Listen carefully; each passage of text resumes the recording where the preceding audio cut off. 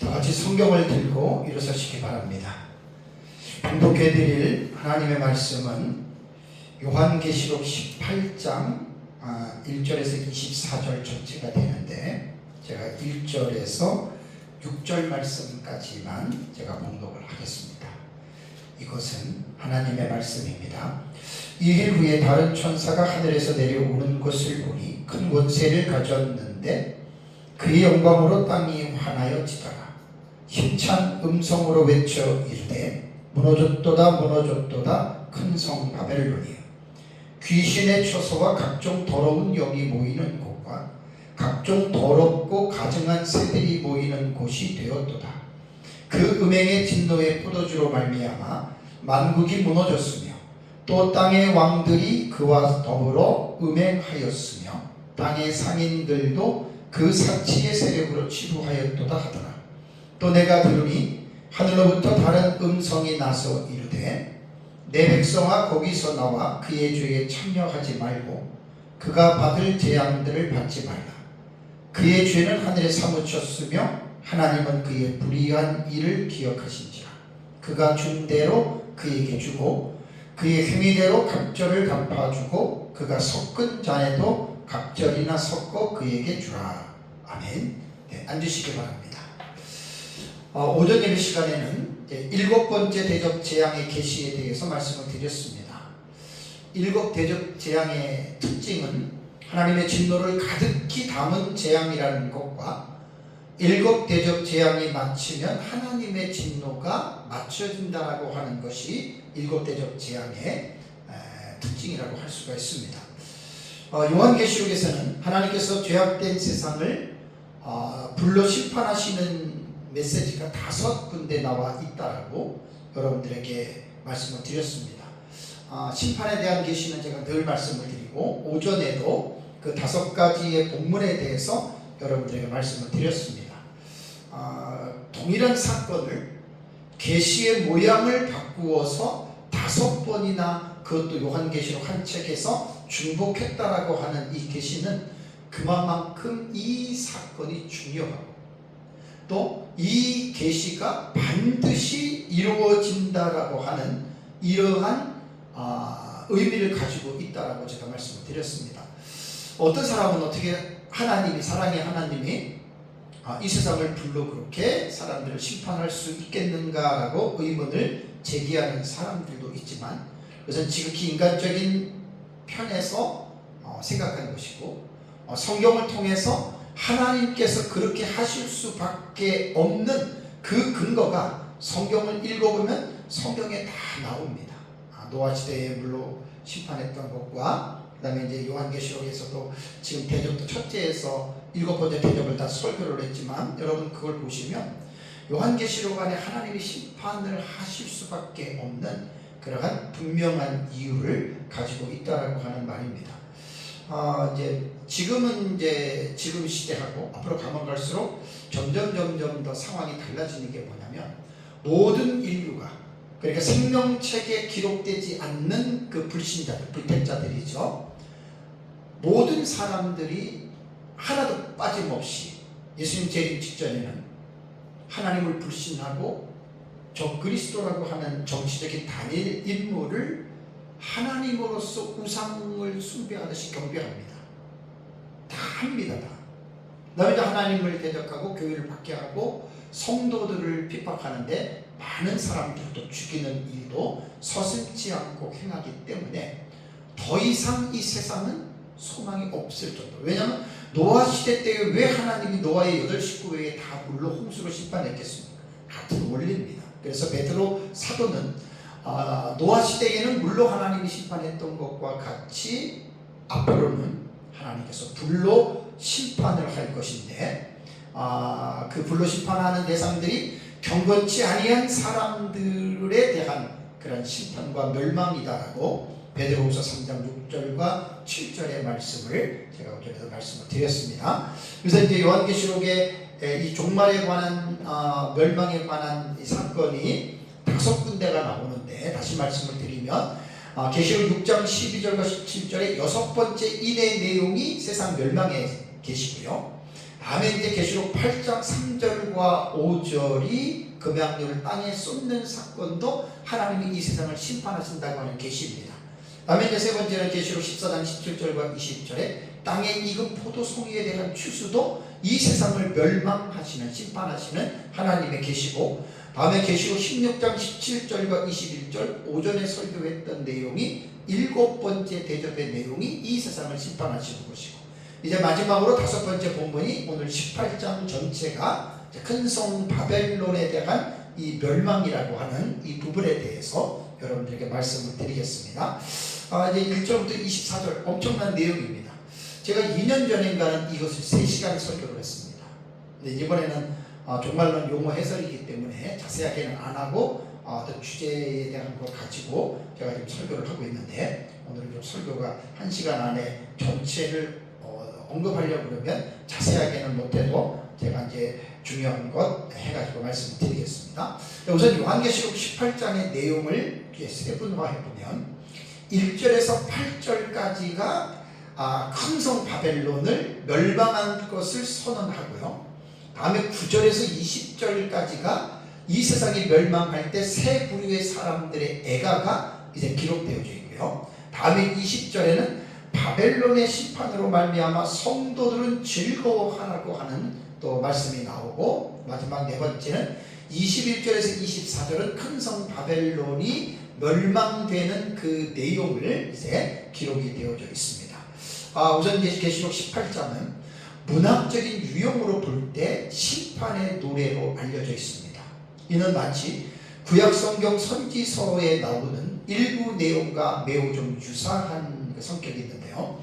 이사야서 13장이라든가 21장 혹은 47장을 보면 옛 음녀의 성 바벨론의 멸망에 대해서 기술이 되어 있고, 또 에스겔 선지자는 두로의 심판과 멸망에 대해서 에스겔 26장과 27장의 애가를 기록을 했습니다. 그러니까 그런 것과 이제 유사한 그런 형식을 가지고 있다라고 볼 수가 있습니다. 계시록 18장은 계시록 전체를 통해서 운율이 가장 아름답고 시적이며 장엄한 심판의 노래로 불리우고 있는 것이 18장입니다.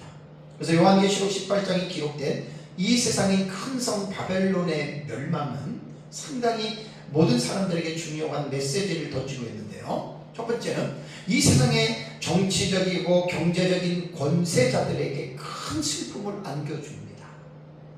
왜냐하면 세상에 어떤 나라를 기반으로 해서 명성을 떨치고 부귀영화를 누리고 있던 이러한 권세자들이 하루아침에 이 세상이 멸망하면서 그들의 모든 것들이 날아가고요. 그 다음에 이 세상의 사람들이 추구하면서 살았던 부와 물질 문명의 화려함이 결국 아무것도 아니라고 하는 것. 참 이게 너무너무 좀 기가 막힌 내용들입니다. 그래서 이제 이 18장에는 이 세상이 멸망할 때 세상에 멸망하는 모든 모습을 전부 다 기술하는 것이 아니고요. 그 중에 몇 가지 부분들만 클로즈업 시켜서 이제 이 세상이 멸망할 때 중요한 어떤 장면들만 이제 기록해 놨다라고 하는 것 여러분 이제 봐야 됩니다. 먼저 1절에서 3절의 내용을 보면 큰 성 바벨론이 왜 멸망을 하느냐. 자, 여기 1절을 보면은요, 이 일 후에 다른 천사가 하늘에서 내려오는 것을 보니 그랬죠. 그죠? 그러니까 이 일 후라고 하는 말은 전장인 17장의 음녀에 대한 계시를 본 이후에입니다. 메타라고 하는 말이 이후에라는 말입니다. 메타, 타우타, 에이돔. 그러니까 이 말이 뭐냐면, 이 일 후에 내가 보았다. 이제 요한계시록이 항상 새로운 부분으로 전환될 때 이 일 후에 내가 보았다, 또 내가 들었다라고 하는 이제 이러한 말이 나오죠. 요한이 뭘 봤냐면, 다른 천사가 보면은 다른 천사가 하늘에서 지금 내려왔다라고 하는 말은, 다른 천사라고 하는 말은 이제 또 그 뒤에 보면은 큰 권세를 가졌는데 그랬잖아요. 요거는 뭘 말하냐면 앞에 있는 천사와 다르다고 하는 것을 구별하기 위해서 말을 했고요. 또 큰 천사라고 하는 말은 뭐냐면 2절에 나오는 큰 성 바벨론의 이 세상의 멸망을 외치기에 합당한 권위가 있는 천사라고 하는 말입니다. 자, 그렇다면 왜 이 세상이 멸망해야 되느냐? 2절을 보시면 힘센 음성으로 외쳐 이르되 무너졌도다 무너졌도다 큰 성 바벨론이여 귀신의 처소와 각종 더러운 영에 모이는 곳과 각종 더럽고 가증한 새에 모이는 곳이 되었도다. 왜 이 세상이 하나님의 심판을 받아야 되느냐? 첫 번째는 이 세상이 악한 영들의 천하가 되었다라는 말입니다. 그러니까 이 세상 자체가 귀신의 처소와 각종 더러운 영이 모이는 곳과 각종 더럽고 가증한 새에 모이는 곳이 되었다. 여러분, 이거 상당히 충격적입니다. 계시록에서 제가 계속해서 여러분들에게 말씀을 드리지만 이 악한 영들의 우두머리가 사탄이에요. 그 사탄의 졸개들이 부하들이 그게 귀신들이잖아요. 근데 이 세상이 그러한 악한 영들이 천지가 됐다는 거예요. 천하가 다 이 영들이 모이는 이러한 곳으로 변했다라고 하는 말입니다. 사탄이라고 하는 말은 원래 대적자라는 뜻입니다. 대적자. 그러니까 이제 원래 사탄은 하나님 앞에서 귀한 어떤 천사장이었는데 이제 이 천사장이 교만해져서 하나님처럼 되려고 하다가 정죄를 받아서 세상으로 쫓겨난 그 천사장이 바로 사탄이라고 하는 말이에요. 그래서 사탄의 그 하수인 부하들이 있는데 그들을 귀신이라고 하는데, 이 성경을 보면은요, 지금 우리 현 시점에서 볼 때 귀신들은 세 군데에 있다고 보시면 됩니다. 셀 수 없이 많아요. 천사들도 셀 수 없이 많은데 그 수는 우리가 가늠할 수는 없는 수이지만 첫 번째는 귀신들이 어디 있냐면 부적행에 감금되어 있습니다. 이것은 첫째 화인 다섯 번째 나팔을 보면은 별 하나가 사탄이 떨어질 때 무적행 엿을 갖고 떨어지죠. 무적행을 여니 그 무적행에서 하는 연기가 올라오죠. 이게 귀신들이에요. 그러니까 지금 무적행에 갇혀 있는 귀신들이 있고, 또 일부는 지옥에 갇혀 있는 귀신들이 있습니다. 그러니까 우리는 수에 대해서는 가늠할 수는 없어요. 자, 있고, 다음에 세 번째는 이 세상에 귀신들이 많습니다. 예수님 당시에도 귀신들이 사람들에게 들어가서 얼마나 많은 병을 일으키고 얼마나 많은 고통을 주고 있습니까? 지금도 이 세상에 귀신이 있잖아요. 그러니까 이 귀신의 수는 헤아릴 수가 없을 정도로 많은데, 이제 마지막 때는 상황이 다른 게 뭐냐면 무적행에 있는 귀신들이 첫째와 황중환을 통해서 무적행을 열잖아요. 그죠? 그때 무적행에서 올라오고, 그러니까 이 무적행에 있는 귀신들은 원래 못 나와요. 그래서 예수님 공생의 사역 때에 귀신들이 우리를 무적행에 집어넣지 말라고 그렇게 빌었던 거예요. 그리고 또 하나는 이제 계시록 12장에 보면은 12장 7절부터 13절에 보면은 이제 하늘에서 그 미가엘과 그 다음에 붉은 용이 이제 전쟁을 해서 져가지고 붉은 용이 쫓겨나잖아요. 사탄이. 그때 이제 이 세상으로 내려오는 거예요. 그러니까 예수님 재림 직전이 보면은 이 세상은 악한 영들의 천하가 되는 거예요. 한번 상상을 해보십시오. 그러니까 그 귀신들이 하는 일이 뭡니까? 하나님 불신하게 하고 죄짓게 하고 악한 일을 하게 하고 그런 일을 하는 게 귀신들이 하는 거잖아요. 그러니까 이제 그렇기 때문에 이 세상이 멸망할 수밖에 없다는 것이고, 3절을 또 보시면 그 음행의 진노의 포도주로 말미암아 만국이 무너졌으며 또 땅의 왕들이 그와 더불어 음행하였으며 땅의 산고들도 그 사치의 세력으로 치부하였도다. 우상숭배입니다. 여러분, 요한계시록에서 예수님 재림 직전에 일어나는 이 사회의 환경에서 가장 중요한 영적인 문제는 뭐냐면, 안티그리스도라고 하는 그리스도를 대적하는 자가, 그 정치적인 인물이 메시아적인 그 어떤 대접을 받는 거예요. 사람들로부터. 이게 사실은 그 사람을 하나님으로 경배하는 우상 숭배 때문에 여러분 이 세상에 망하는 거예요. 이게 그 여러분 이유입니다. 전장에서 17장에 보면은 음행의 진노의 포도주가 나오잖아요. 이 음행의 진노의 포도주는 음녀가 하는 일입니다. 음녀는 종교적인 단체라 그랬죠. 음녀의 가장 우두머리가 로마 캐톨릭의 이제 교황이 될 것이고, 모든 종교가 로마 캐톨릭을 중심으로 종교 통합이 이루어집니다. 이건 100%입니다. 그리 멀지 않았어요. 그래서 기독교와 로마 캐토릭 기독교 유일신인 기독교를 믿는 기독교 하나하고 나머지는 로마 캐토릭을 중심으로 모든 종교가 통합되는 거예요. 이제 보십시오. 이런 일이 이제 이루어지면 예수님 재림이 가까웠다라고 하는 것 여러분들이 생각하면 됩니다. 그러니까 이제 이 음료가 결국은 모든 종교를 통합해서 그 진노의 포도주를 먹으면 취하잖아요. 그 여기서 이제 이게 뭐냐면 음료의 진노의 포도주라고 하는 말은 뭐냐면 이 신학적으로 말하면 종교타원주의입니다. 그러니까 예수 그리스도만 구원이 있는 것이 아니라 모든 종교에도 구원이 있다. 이게 음행의 포도주의 실제적인 내용이에요. 그래서 모든 세계 사람들이 이제 적그리스도를 하나님처럼 믿는 이게 이제 우상숭배고, 이것 때문에 이 세상을 하나님이 심판할 수밖에 없다라는 것입니다. 자, 세 번째는 거기 3절을 다시 보십시오. 3절을 보시면 땅의 상인들도 그 사치의 세력으로 치부하였도다라는 말이 나오죠. 그죠? 여기에 땅의 상인들이라고 하는 말은 이제 장사꾼, 곧 기업가들 이런 사람들을 말하는데, 사치의 세력을 인하여 치부했다라고 하는 사치라고 하는 말은 호색과 향락, 방탕 뭐 이런 것입니다. 그래서 스테레노스라고 하는 이 단어는 신약성경에 이것 한번 딱 나옵니다. 그러한 호색과 향락 이런 쪽으로 사치의 세력으로 치부하였도다라고 하는 플루테오라고 하는 말은 부하다, 부요하다, 비리치라고 하는 부자가 됐다 이런 뜻입니다. 부하게 되다라고 하는 이러한 뜻인데요.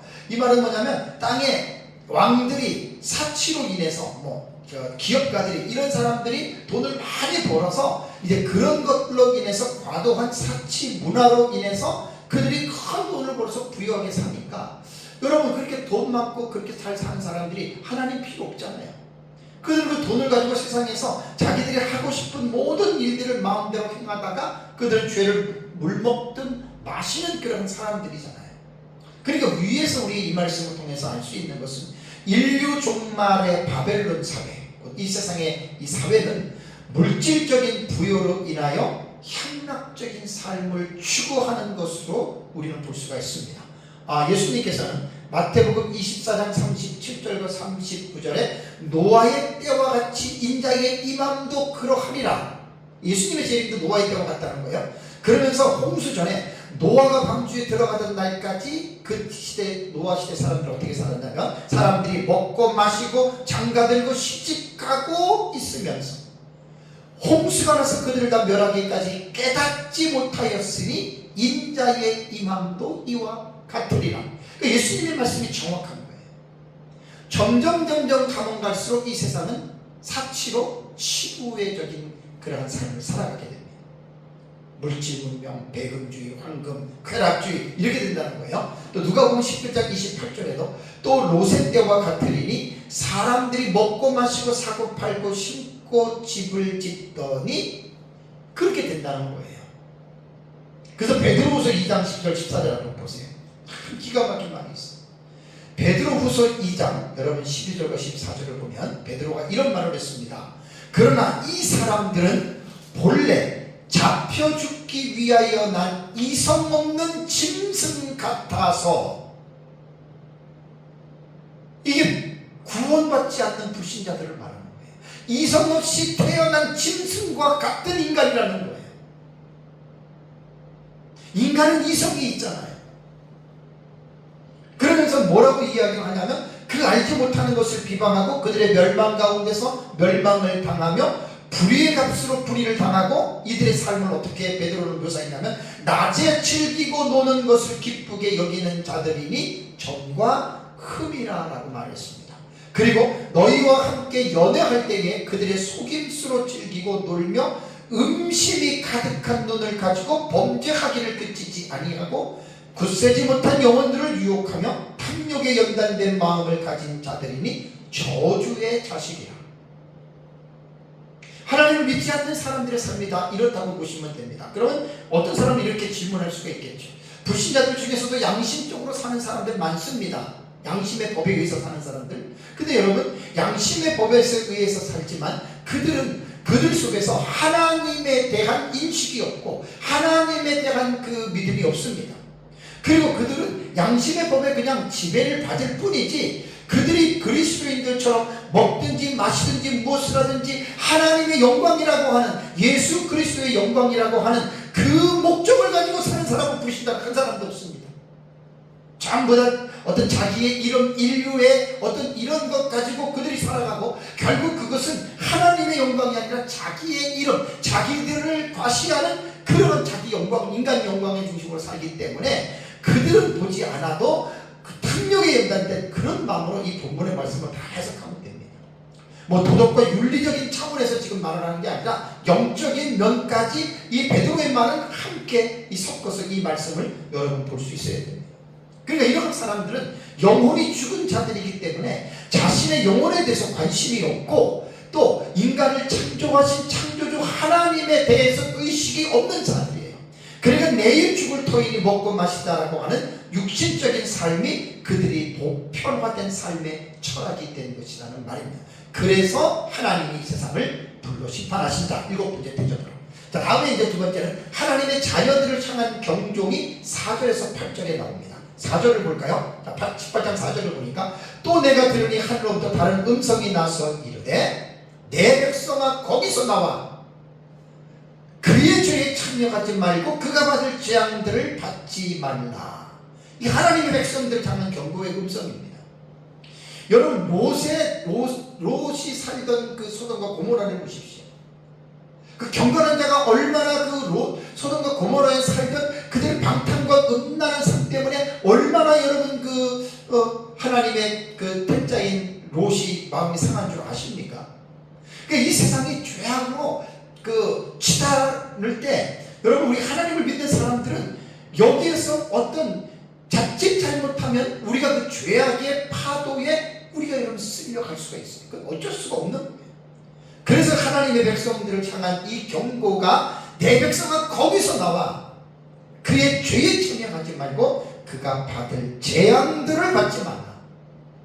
여러분, 예수님 믿고 구원받았다고 마음을 놓고 살면 안 됩니다.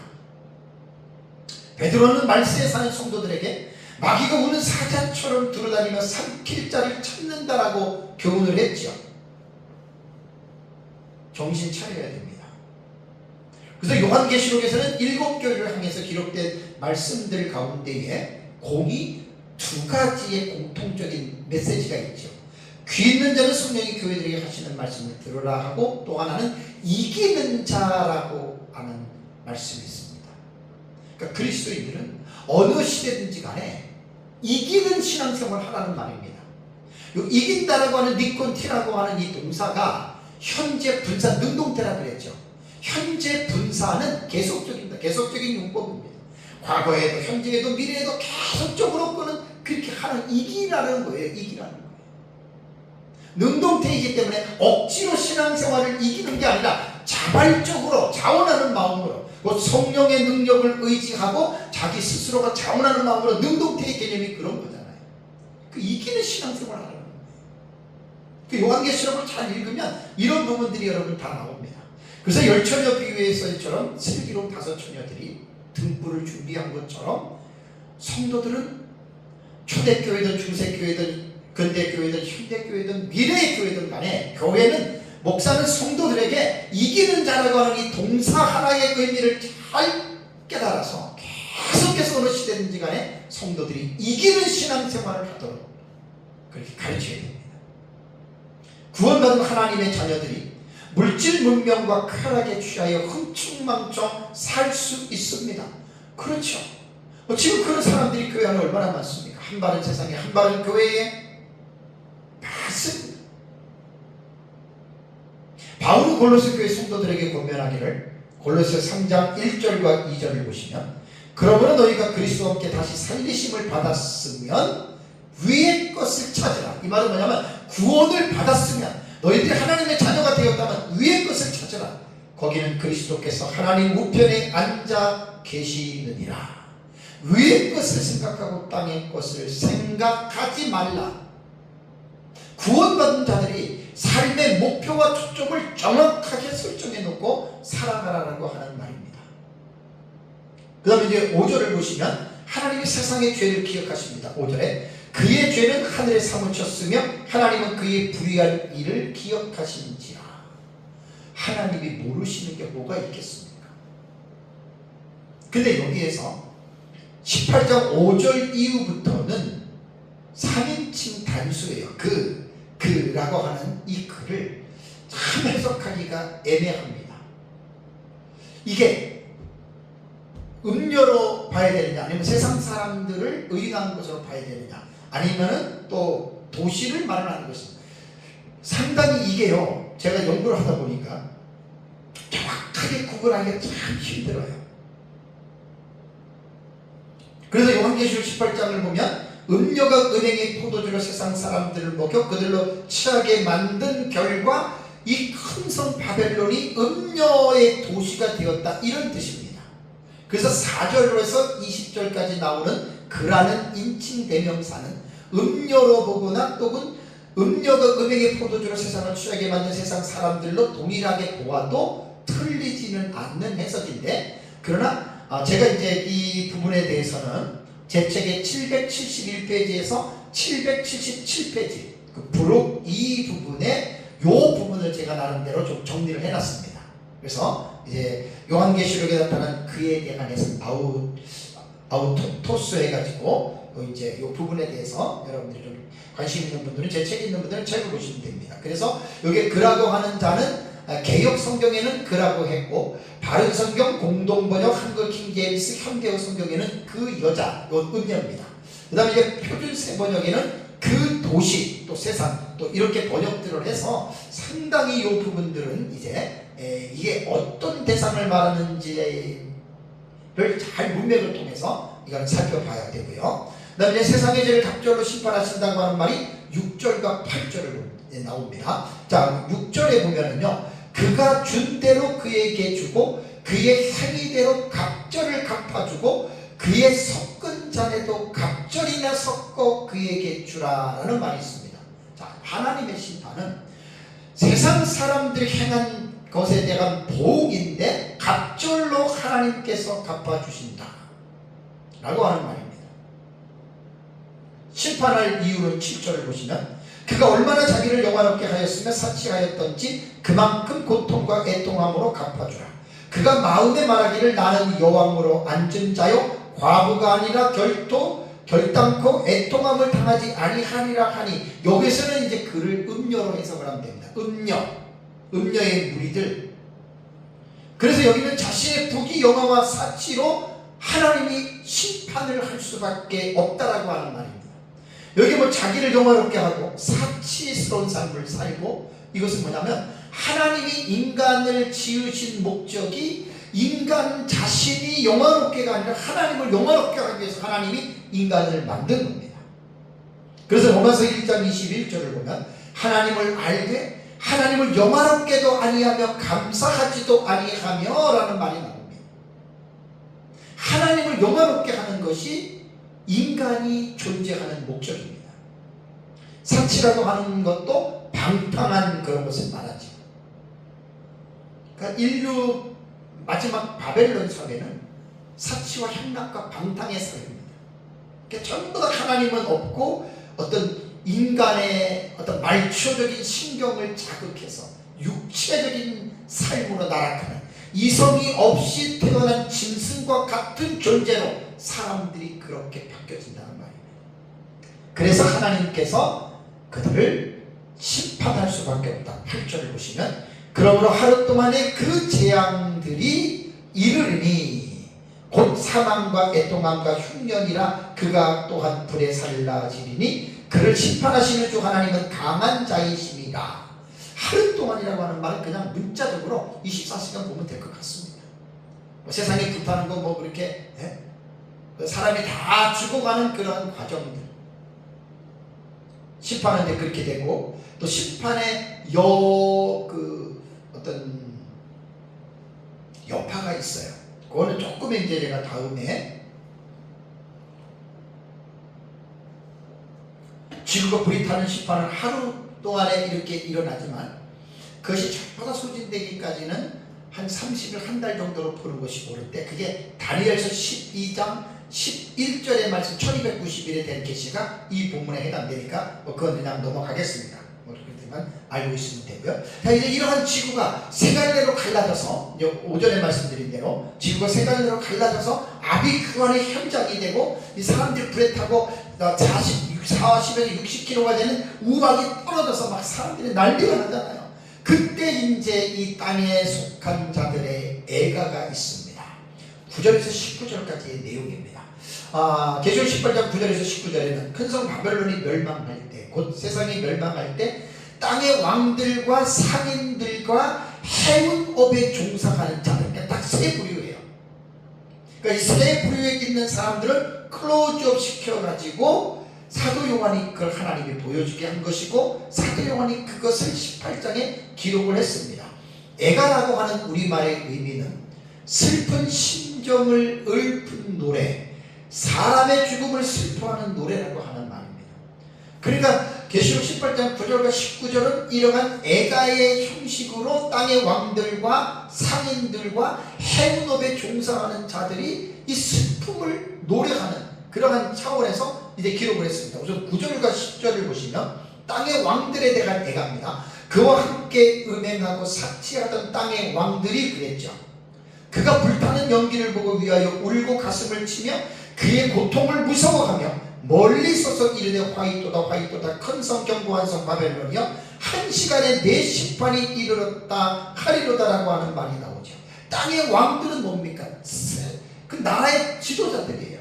얼마나 부귀영화를 누리고 얼마나 타락하고 방탕한 삶을 살았겠습니까? 음녀와 짝하고, 그 다음에 그 적그리스도를 그 짐승을 그 경배하면서 그 모든 그 국민들을 부추겼던 사람들 아닙니까? 그리고 엄청난 부귀영화 가운데 살다가 하루아침에 이 세상이 지구가 색깔내고 해서 없어지는 거예요. 그거를 보면서 가슴을 치면서 울고 이제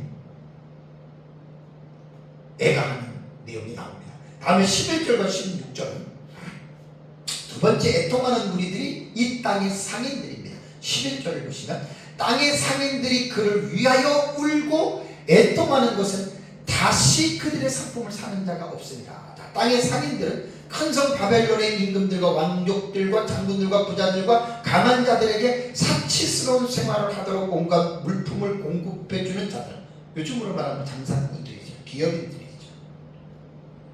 그러니까 이제 여기에서 이들이 어떤 물품을 공급해줬냐면 12절과 13절을 여러분 보시면 7종류 28품목으로 열거가 됩니다. 이걸 통해서 이들은 돈을 많이 벌고 이들이 살았습니다.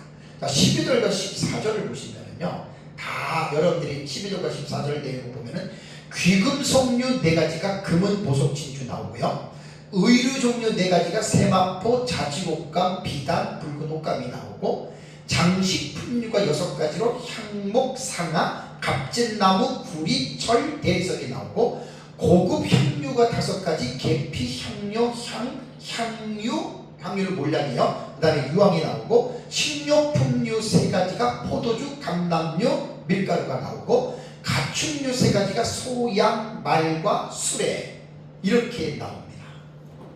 근데 놀라운 건 뭐냐면 13절을 보시면요, 13절을 보시면 노예류 중에서 종들이 나오고요, 사람의 영혼들이 나옵니다. 이건 뭔 말일까요?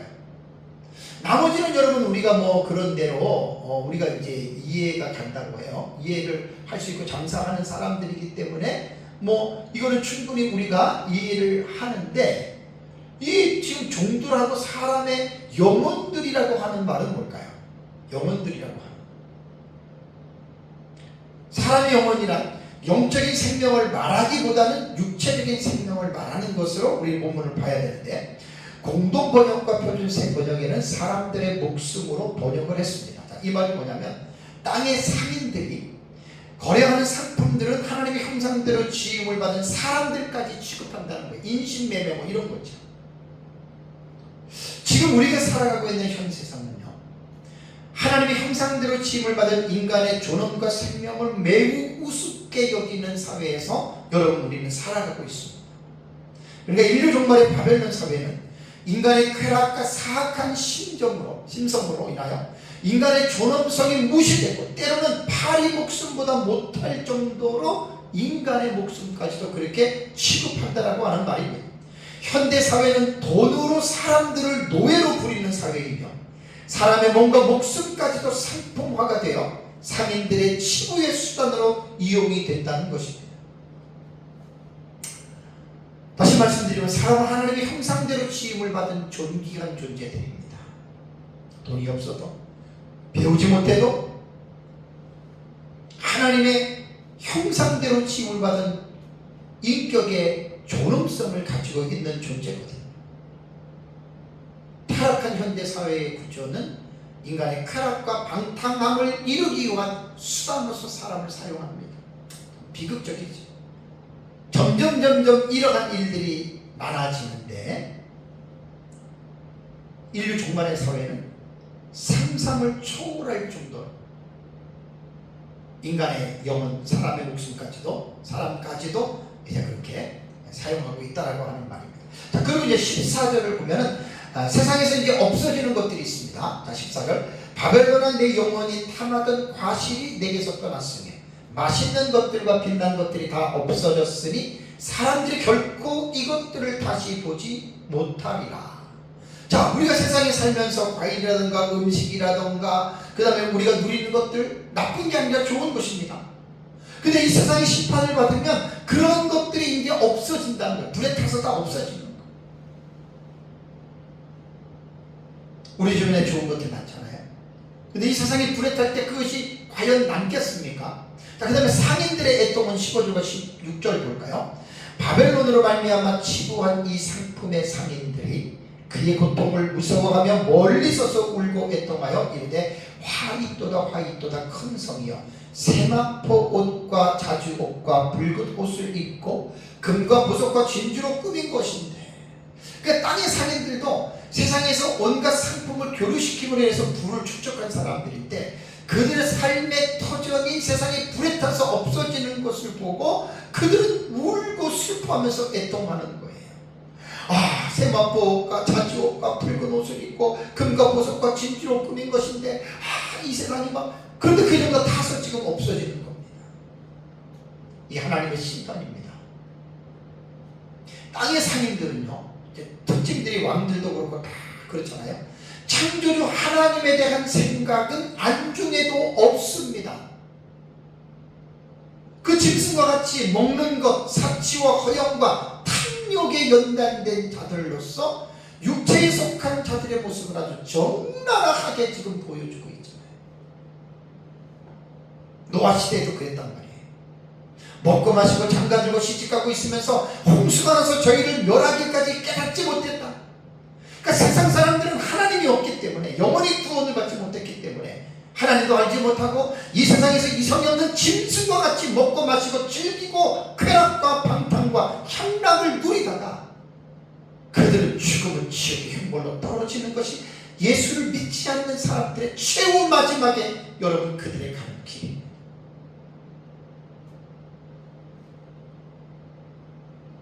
그러니까 우리가 오전에도 말씀드렸지만 왜 우리가 전도를 해야 되냐면, 전도해서 교회를 막 사람 모아가지고 막 교회가 헌금을 내가지고 막 교회가 크게 되고 이러려고 교회가 그걸 전도하는 게 아니에요. 그 사람들이 불쌍한 거예요. 한 60 정도만 살면 인생을 살 만큼 살았거든요. 나이 들면 건강도 약해지고 다 모든 것이 이제 다 약해지게 돼 있습니다. 그러다 결국 죽는 거잖아요. 젊음도 한때고 즐기는 것도 한때입니다. 나이가 들면 다 모든 것들이 기력이 다 쇠해지고 모든 것들이 다 그래요. 다음은 세 번째에 해운업계에 관계한 자들의 애가가 17절과 19절에 있습니다. 17절을 보면 각 선장과 각 처를 다니는 선객들과 선인들과 바다에서 일하는 자들이라고 말했잖아요. 이들은 무역업을 경영하거나 세계를 무대로 유람하는 자들입니다. 그러면서 이들이 세상이 불에 타서 없어지는 것을 보고 애통하면서 뭐라고 얘기했냐면 그 불붙는 연기를 보고 티끌을 자기 머리에 뿌리고 울고 애통하며라고 이렇게 묘사했습니다. 그러니까 여기에서 땅의 왕들과 땅의 상인들의 애가를 통해서 공통적으로 발견되는 것이 뭐가 있지요? 그것은 다 하나같이 이기적인 욕심입니다. 자기들이 세상에 살면서 먹고 마시고 즐기고 누렸던 쾌락과 방탕한 것들이 사라지니까 이제 저걸로 가지 못하겠네. 그런 것 때문에 이들이 지금 애가를 지금 부르는 거예요. 그러니까 전부 다 인간 자기 중심입니다. 여러분, 사람은 하나님이 인간을 지으셨기 때문에 사람은 하나님을 중심으로 해서 인간은 모든 것들을 생각할 수가 있어야 됩니다. 세상이 멸망하는 이유는 자신들이 하나님을 믿지 않고 적그리스도를 우상 하나님으로서 숭배하는 우상 숭배를 저지르고 사치와 방탕스러운 삶, 하나님을 알지 못하고 하나님을 대적했던 삶 때문에 이 세상이 한 시간 안에 망할 수밖에 없는, 이걸 꼭 기억을 해야 됩니다. 그 다음에 이제 20절 말씀을 보시면 20절에는 바벨론 심판으로 말미암아 성도들은 즐거워하라는 말이 나옵니다. 20절 보세요. 하늘과 성도들과 사도들과 선지자들아 그로 말미암아 즐거워하라. 하나님이 너희를 위하여 그에게 심판을 행하셨음이라 하더라 라는 말이 나옵니다. 무슨 말일까요? 하늘과 성도들과 사도들과 선지자들, 하늘이라고 말할 때에는 하늘에 있는 모든 피조물입니다. 우리가 이제 계시록 4장과 5장에 보면은 내생물이 나오죠. 24장로 나오죠. 천사들이 있죠. 또 구원받은 영혼들이 있죠. 그러니까 하늘만 하면 그 천상에 있는 그러한 피조물이고요. 성도들은 이제 이때는 오전에 말씀드린 대로 7번째 대적으로 지구가 불타 없어질 때 성도들은 땅이 없어요. 성도들은 공중으로 휴거돼서 어느 불이 섞인 유리바닷가에 있잖아요. 거기서 지금 아래를 불타는 지구를 지금 보는 거예요. 그 다음에 이제 사도들과 선지자들은 이제 이 사람들은 원래 사도라고 말할 때 아포스토로스라고 하는 이 사도라고 말을 할 때에는 예수님의 12제자 사도 바울까지 포함해서 이들을 원사도라고 말을 합니다. 선지자들도 구약시대의 선지자들하고 신약시대에도 초기에는 선지자들이 있었습니다. 그러니까 이제 이런 것들은 뭐냐면 사도들과 선지자들은 이제 천국에 가 있는 성도들의 부류로 보면 됩니다. 어쨌든 그들은 이 세상이 지금 불에 타는 심판을 받는 것을 보고 즐거워하라고 말을 합니다. 땅에 있는 사람들은 애가를 지금 읊조리고 있는데 하늘과 그 다음에 성도와 선지자와 사도들은 즐거워하라고 하는 말은 여기서 여러분들이 오해를 하면 안 되는 것이 있습니다. 이 세상이 지금 심판을 받는 것을 보고 아이고 저 사람들 지금 불타서 죽네, 그래서 즐거워하라는 말이 아닙니다. 왜냐하면 예수 믿는 사람들, 예수 그리스도의 정신은 그런 정신이 아닙니다. 지난번에도 제가 5번째 인을 뗄 때 천상의 제단 아래에서 그 순교자들의 영혼들이 자기의 피를 언제까지 갚아주지 않습니까? 라고 하는 것도 보복에 대한 것이 아니라 그랬습니다. 그것은 뭐냐면 하나님의 공의에 입각한 그 뜻입니다.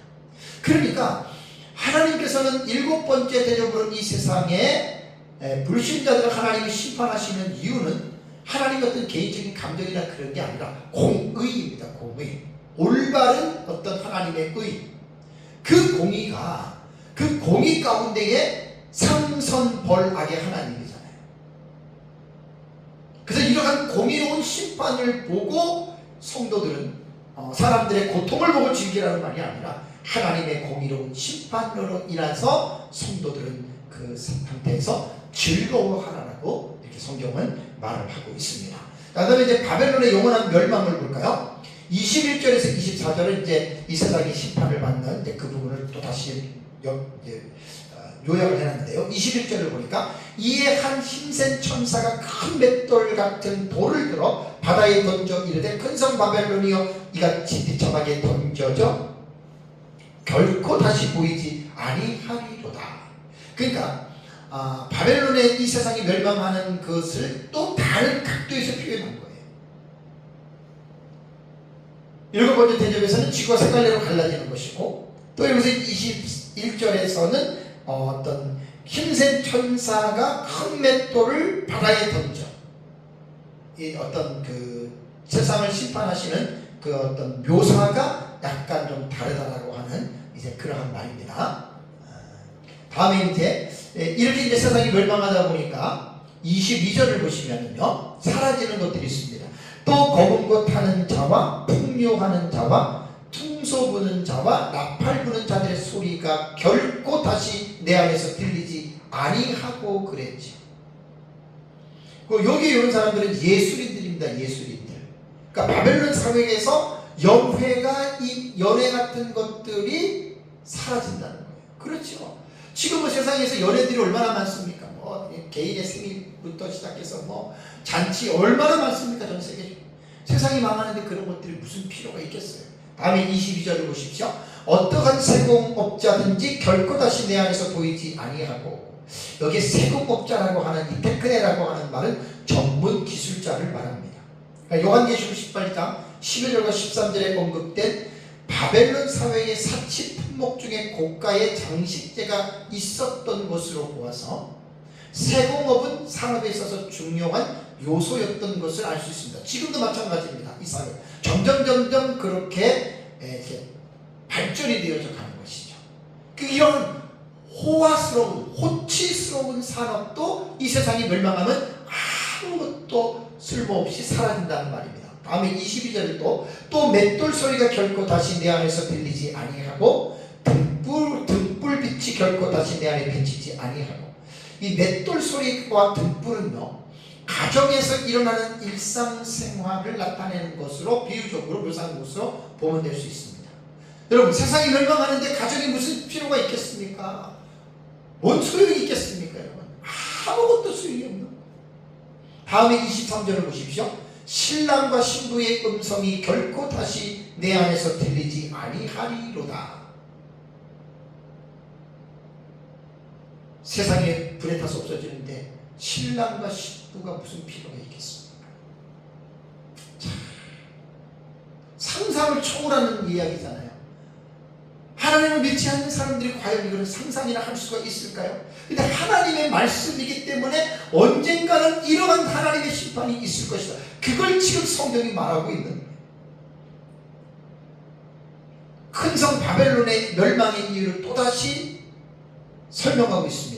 23절과 24절을 보니까, 자, 우선 23절을 보십시오. 너의 상인들은 땅의 왕족들이라. 여기서 큰 성 바벨론이 멸망하게 된 이유는 바벨론 성을 멸망하게 만든 세력들이 있는데 땅의 왕족들이다. 여기 왕족들이라고 하는 메기스탈이라고 하는 이 헬라어 단어는요, 높은 지위에 있는 고관들을 말을 합니다. 그러니까 이 사람들이 어땠습니까? 음료가 먹이는 은행의 포도주를 먹고 취하여서 자기 나라의 백성들에게 전부 다 하나님 못 믿게 하고 적그리스도를 우상으로 섬기게 하고, 그러니까 하나님 심판한다, 그 말입니다. 다음에 23절의 마지막 부분에 보면 내 복술로 말미암아 만국이 미혹되었도다라고 하는 말이 나옵니다. 여기에 복술이라고 하는 파르마케이아라고 하는 이 단어는 마술, 마법 이런 건데, 한글 개역 성경에는 술수, 복술로 번역을 했습니다. 그래서 갈라디아서 5장 20절에 우상 숭배와 술수라고 이렇게 번역을 했는데, 술수라고 하는 이 파르케마이어라고 하는 이 단어는 점을 치는 일을 말하는 거예요. 점을 치는 일. 그래서 내 복술로 인하여 만국이 미혹되더라고 하는 말은 큰 성 바벨론이 음료가 먹인 은행의 포도주를 마시고 취하여 온 세상이 음료화가 됐다. 참 상상을 할 수 없는 이러한 일들이 마지막 때는 이제 이루어진다라고 하는 말입니다. 그래서 24절을 볼까요? 24절을 보면 선지자들과 성도들과 및 땅 위에 죽임을 당한 모든 자의 피가 되었느니라 하더라.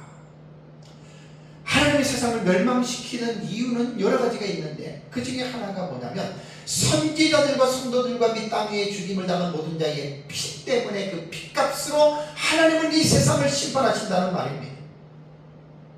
선지자들은 넓게는 구약시대부터 다 나오죠. 그러나 좁게는 이제 예수님 재림 직전에 두 증인들 나오잖아요. 그들이 이제 요한계시록 11장을 보면 두 증인을 두 선지자라고 불렀습니다. 그런 선지자적인 사역을 했던 자들이죠. 또 성도들도 넓게 보면은 구약 시대부터 이제 그 성도들이고, 또 좁게 본다면 예수님 재림 직전에 있는 성도들, 근데 이들을 마지막 때 얼마나 많이 죽입니까? 옛날부터 그랬습니다.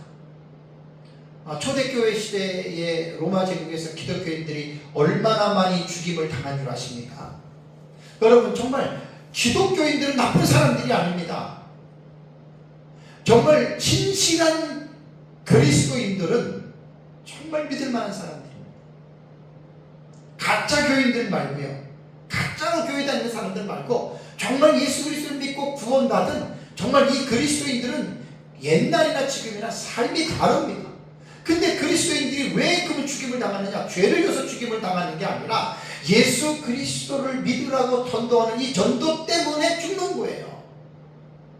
많이 옛날에도 죽었고 앞으로도 이제 예수님 재림 직전에 이것 때문에 많은 사람들이 죽는다라고 성경에 나오거든요.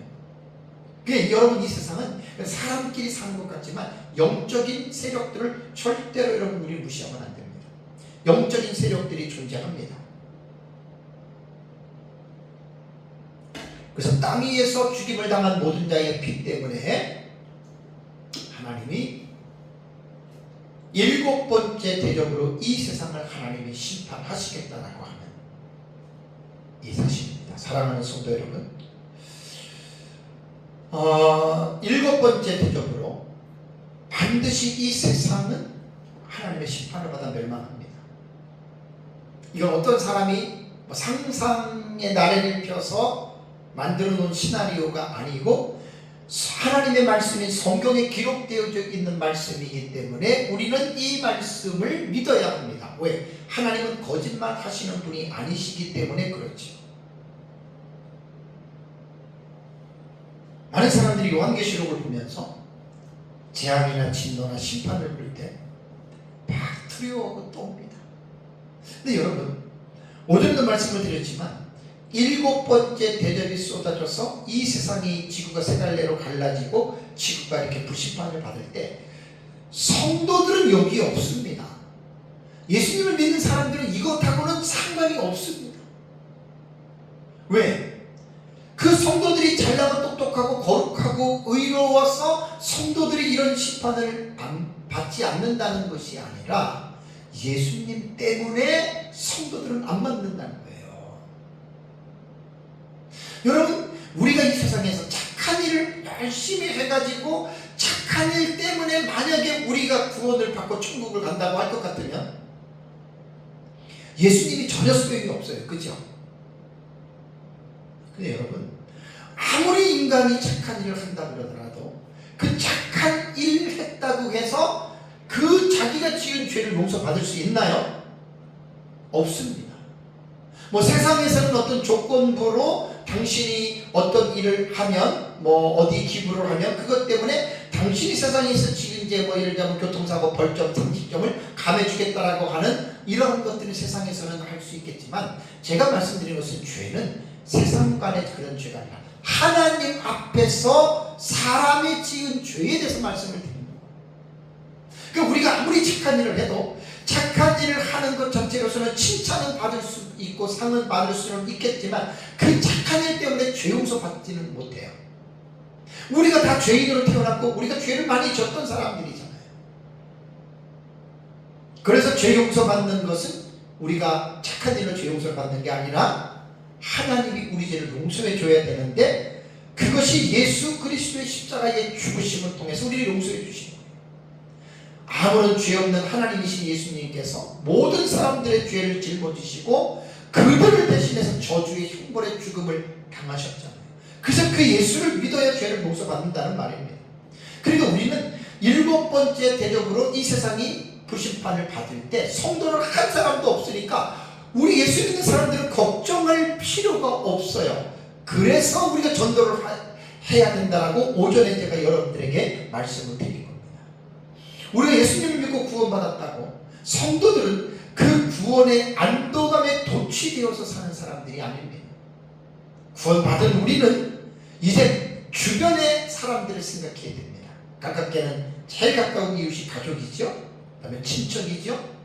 그 다음에 형제들, 그 다음에 친구들, 그 다음에 이웃들.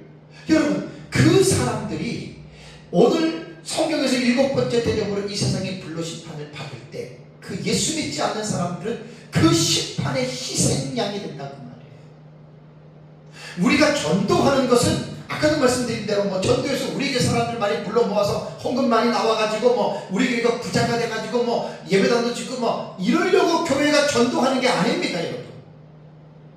이 하나님의 마지막 7번째 대접으로 심판을 받는 그 사람들이 불쌍하기 때문에 또 그들이 죽으면 지옥의 흉보를 가는 지옥에 가기 때문에 우리는 그들이 불쌍해서 그들이 우리와 같이 예수 그리스도를 믿고 죄의 용서를 받아 하나님의 나라에 들어가고 이러한 불심판을 모면하라고 하기 위해서 여러분 우리가 전도하는 거예요.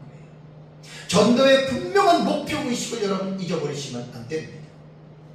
이단과 사이비들은 자기네들 교회의 세를 불리기 위해서 온갖 사람들을 끌어모아가지고 날강도 같은 교회들도 있어요. 이단과 사이비 교회들은 다 그런 거예요. 사람들은 정상적으로 전도하는 게 아닙니다. 못된 방법으로.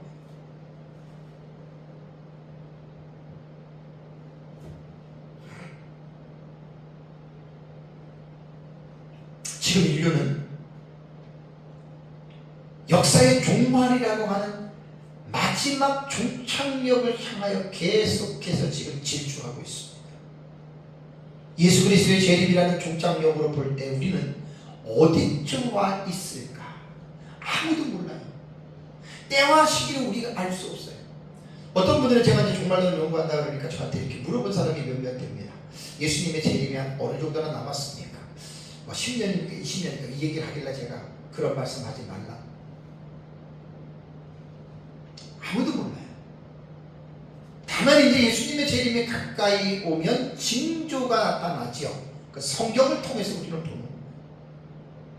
어쨌든 분명한 것은 뭐냐면 하루가 지날수록 예수님의 재림이 어떻게 해요? 가까운 거예요. 이제 가까운 거예요. 제가 올해 65인데 점점 나이 들면은 6, 7, 70, 80, 언제인지 우리는 죽을 거 아니에요. 마찬가지예요. 예수님의 재림도 하루가 지나면 지날수록 가까이 오는 거예요. 그래서 우리는 우리가 이 땅에 사는 동안에 예수님을 믿지 않는 자들에게 전도해야 됩니다. 우리의 전도는 사심이 있는 게 아니에요. 내가 당신에게 전도했기 때문에 당신은 나를 통해서 예수 믿었으니까 당신은 나에게 돈을 얼마를 주고 당신은 나에게 잘해주고 것들을 바라고 전도하는 게 아니에요. 그 사람은 말강도지. 그냥 그 사람의 영혼이 불쌍하니까. 예수님 안 믿고 죽으면 지옥 가니까. 예수님 재림 때 사는 마지막 시 사는 사람들은 7번째 대접의 심판을 받으니까 불쌍하니까 우리는 전도하는 거예요. 다른 목적이 없다는 말입니다. 때로는 우리가 전도할 때 많은 사람들이 다 좋아하는 거 아니에요. 전도하는 거 듣기 싫어하는 사람도 되게 많아요. 이 예수쟁이들 아주 많습니다. 전도 현장은 소금 뿌리고 물 뿌리고 많거든요. 우리의 전도에는 그러한 안 좋은 그런 사실이 없다는 거예요. 그래서 우리는 마지막 때가 가까이 오면 올수록 저와 여러분들은 복음을 전해야 된다는 거예요. 그 사람들이 이 심판을 받지 않고 이 심판에서 이길 수 있도록 우리는 그들에게 전도를 하고, 그 다음에 두 번째는 뭐라 그랬죠? 오전 예배 시간에도 이제 개인적인 우리 구원받은 우리 그리스도인들의 삶이 거룩한 삶을 살아가라는 말이에요. 교회 안에서 모두가 다 완전한 사람들이 아니기 때문에 목사도 성도도 장로도 죄를 지을 수 있어요. 그런데 그런 것들이 정신을 안 차리고 살다 보면 교회가 세상 사람들에게 안 좋은 이미지로 각인이 되는 거예요. 야, 교회가 그래, 목사가 그래, 뭐 장로가 그래, 권사가 그래. 그래서 사람들에게 피해를 입히고, 그거는 여러분 회개해야 돼요. 그래서 5절에 말씀드린 대로 베드로후서 3장 14절을 보면 그러므로 사랑하는 자들아 너희가 이것을 바라보나니 주 앞에서 점도 없고 흠도 없이 평강 가운데서 나타나기를 힘쓰라. 예수님 재림 때에 우리가 만납니다. 예수님을 부끄러움이 없이 살다가 만나라는 말입니다. 교회는 본질나게 열심히 나가는데 세상에서 부끄럽게 살면 안 된다는 말입니다. 믿는 사람으로서 우리가 늘 깨어서 기도하면서 우리가 이 세상의 심판이라고 하는 이 계시를 여러분들이 기억하시고 많은 사람들에게 또 복음을 전하면서 또 여러분들이 늘 거룩한 삶으로 살아가시기를 주님의 이름으로 축복합니다. 다 같이 함께 기도하겠습니다.